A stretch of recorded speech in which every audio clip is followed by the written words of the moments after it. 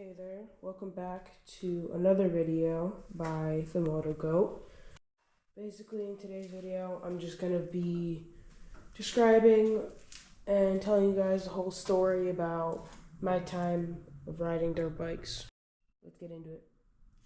Basically, where it all starts out, I was probably around 4 years old watching YouTube on my grandma's iPad when I came across a video from Carter Scherer, and he rolled his, I believe, CRF 250 out of his shed and rode that around. He changed the spokes or something with spoke skins on there, and that was basically the video that made me realize I love dirt bikes and I want to ride them. I begged for one for a while, and my mom ended up getting me a TTR 50, which I loved that thing, and it was so fun to rip around the yard. She also got a TTR 90 and TTR 125, which she rode the 125, and my sister rode the TTR 90.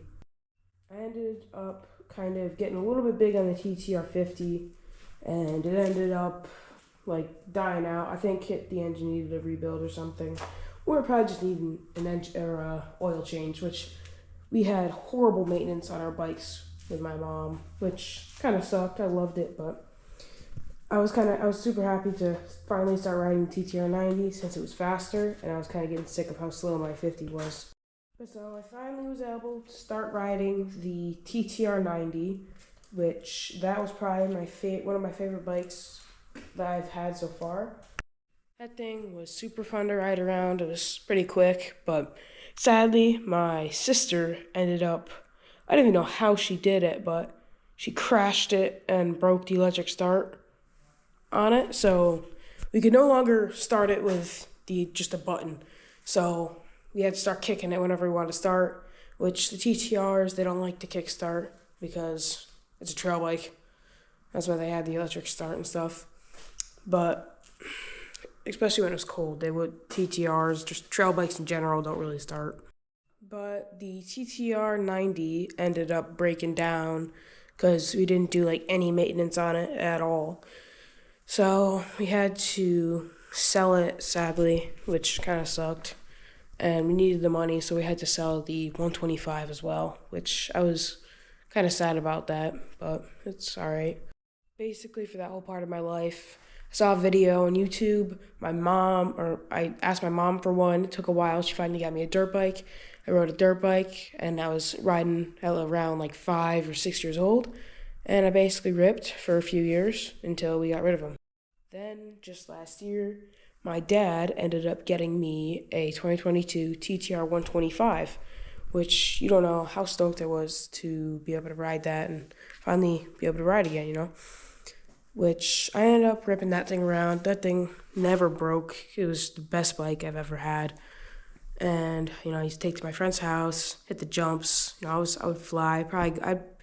I could probably get a couple feet in the air with it. I was pretty happy with that bike. I took it to tracks. It's just, over time, I kind of got, annoyed of how slow it was, because it was like a beginner bike since I haven't ridden with a clutch before. And I rode that and basically just learned how to shift and everything and brake properly. Which, that thing, oh my god, you don't know how fun that thing was. But so, basically, since I'd gotten bored of it, I wanted to sell it and just get rid of it. So I posted it, my dad had me post it for $3,700, which that was way too high. And I wanted to lower it, so I ended up getting him to let me lower it to $3,500. And after sitting up for a long time, I put it down to $3,200. And during that time, I was looking at dirt bikes, so if I got the money from selling it, I could buy a dirt bike right after. I was looking at any 85 that I could get. I didn't really care what brand, I just wanted an 85. But so I found a bike that was probably about 2 hours away from me, and it was pretty cheap. It was $3,000, and he ended up lowering it. Well, at first it was like $3,200. He lowered it to $3,100. And then lowered it down to $3,000. I was like, oh my god, I gotta get that. Then he lowered it to $2,900, and even got it down to $2,600. I was like, oh my god, I gotta get that before anyone else buys it. I need to get it while I still have time. I gotta sell this DTR.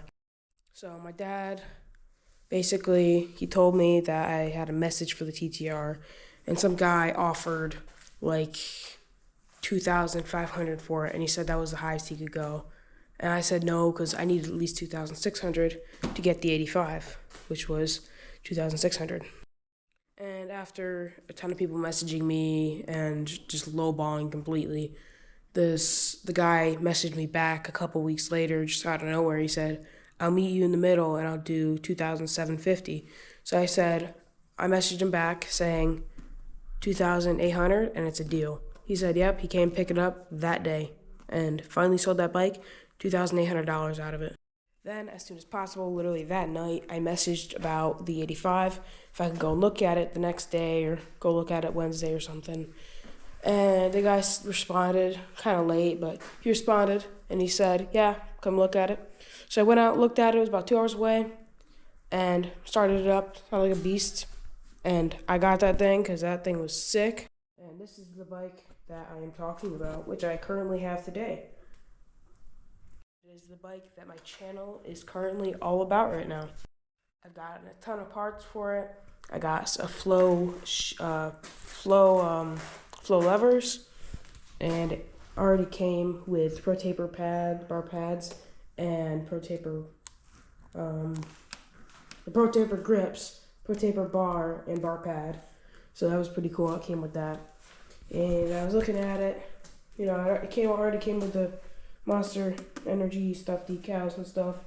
The back over here didn't have any numbers on it, so I had to take those off, and I got new decals. This is my racing number. So my bike is currently ready to race. Then I was looking at it, and it wouldn't idle correctly. It would just die out if it was idling, even if it was warm. So I decided I needed to change the air filter, and I decided to go in and check my reeds and make sure they were good, because I heard that they could be a problem if your bike won't idle. Believe it or not, the reeds were the problem, and I ordered some V-Force 4 reeds, which I love these things, and they just give the bike so much more throttle response and power. I love it. Another thing the bike came with was the Tusk gas cap, which it looks okay. The bike, I'll keep it, but I like it. Then the most recent thing is the rimless sprocket, which I currently have the chain coming. It should be here Friday or whatever, but so yeah, that's pretty much everything on this bike. About wrap up the video. So thanks for watching. If you could like the video, support the channel, maybe subscribe, that'd be very helpful. I'd be grateful for that. And yeah, peace.